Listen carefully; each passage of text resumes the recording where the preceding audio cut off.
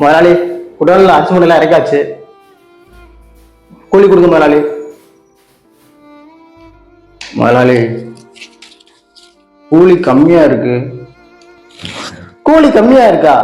300 ரூபாய் கொடுத்தா போதும். ஹிந்திக்காரங்க 2 லோடு இறக்கிட்டு போயிட்டே இருப்பாங்க. போனா போது உள்ளூர்காரன் போட்டு போட்டு உனக்கு வேலை கொடுத்தா கூலி கம்மியா இருக்குங்கிற. இவ்வளவுதான் கொடுக்க முடியும். இஷ்டம் இருந்தா வேலை பாரு, கஷ்டமா இருந்தா போயிட்டே இரு.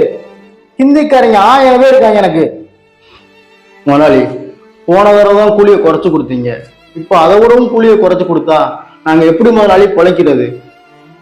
நான் இப்ப இறக்குன அரிசி மூடையில 1 கிலோ கூட என்னால வாங்க முடியாது. ரேஷன் அரிசியை வச்சுதான் புலப்போட்டிக்கிட்டு இருக்கேன். நாளுக்கு நாள் விலைவாசி கூடிக்கிட்டு இருக்கு. நீங்க அரை கூலியும் கால் கூலியும் கொடுத்தா நாங்க எப்படி முதலாளி வாழ்றது? ஏண்டா விளக்கண்ண, உனக்கான வேட்கான பேச்சு கேட்குதோ? எவ்வளவு அட்வான்ஸ் வாங்கியிருக்க? 10,000 ரூபாய் முதலாளி. 10,000 ரூபா நாளைக்குள்ள கொடுத்துட்டு எவன் உனக்கு கூலி அதிகமா கொடுக்குறானோ அவங்கிட்ட போயிட்டே இரு. இங்கரா 500 ரூபா வாங்கல, குறா குறா குறாங்கிற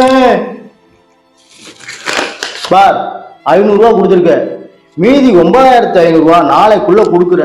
இல்ல குடோன்ல நீ அரிசியை திருடிட்டேன்னு போலீஸ் ஸ்டேஷன்ல கம்ப்ளைண்ட் பண்ணி உன்னை குடும்பத்தோட கம்பி என்ன வச்சிருவேன். புரியுதா? 500 ரூபாய் லாபம். முதலாளி வீட்டுல பிள்ளைங்க எல்லாம் பட்டினியா கிடக்குங்க. நான் இதை கொண்டு போனாதான் வீட்டுல உழ வைக்க முடியும். நான் தெரியாம பேசிட்டேன் முதலாளி. என்ன மன்னிச்சிருங்க, என்ன மன்னிச்சிருங்க முதலாளி. நான் வாயை திறந்து இனிமேல் எதுவுமே பேச மாட்டேன். நீங்க கொடுங்க முதலாளி, நீங்க கொடுக்கறது கொடுங்க முதலாளி. நான் எதுவுமே பேச மாட்டேன் முதலாளி. நீங்க கொடுங்க முதலாளி. தம்பி, முதலாளி விட்டு நாய்ங்க முதலாளி பிஸ்கட் போட்டா திங்கணும், வாலாட்டணும்.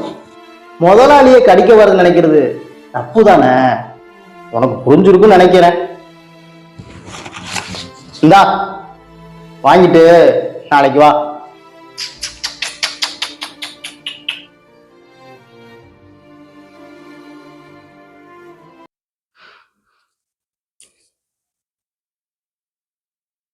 நாளைக்கு சீக்கிரம் வந்துடு முதலாளி.